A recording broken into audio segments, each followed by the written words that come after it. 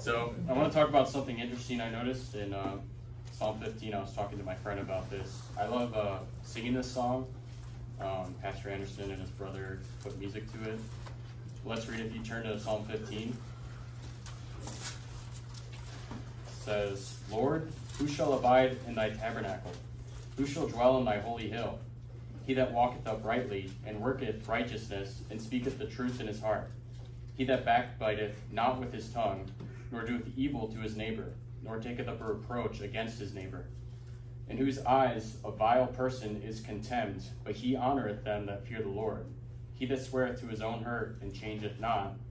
He that putteth not out his money to usury, nor taketh reward against the innocent. He that doeth these things shall never be moved.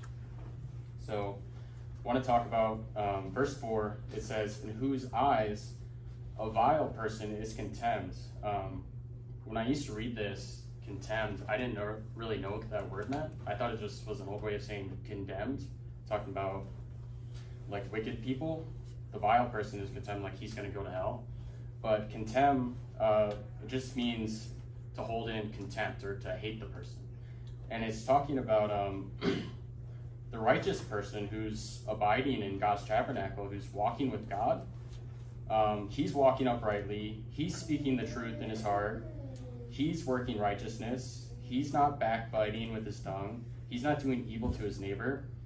He's not taking up a reproach against his neighbor. And in his eyes, he is hating vile people. And it's good to hate vile people and honor your neighbor.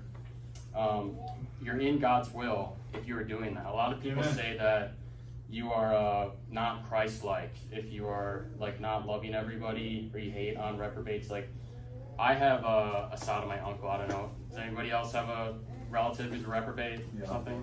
Yeah. So yeah, it's not uncommon.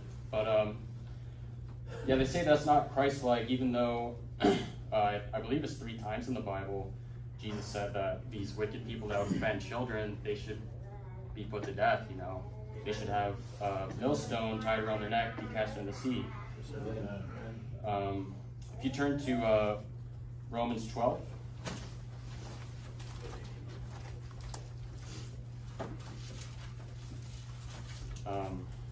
Yeah, a lot of people say that, you know, the new NIFB is a cult because it's unpopular to like hate fags in 2023. But in Romans 12:2 it says, and be not conformed to this world, but be transformed by the renewing of your mind, that you may prove what is that good and acceptable and perfect will of God. And according to Psalm 15, if you want to be in the will of God, if you want to abide in God's tabernacle, then you should hate vile people. You should despise them.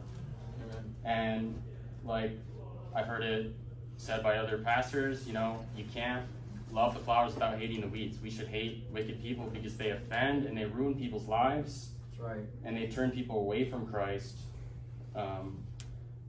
Verse 9 in Romans 12 it says, let love be without dissimulation, abhor that which is evil, cleave to that which is good. And dissimulation, it just means, if you search it up, it says concealment of one's thoughts, feelings, or character or pretense. And these people who say like you gotta love everybody, they don't believe that. Yeah, right. They are loving with dissimulation. They are not in God's will when they do that. So that's all I have to say. Thanks for the time. Amen. Amen. We do have time for one more then.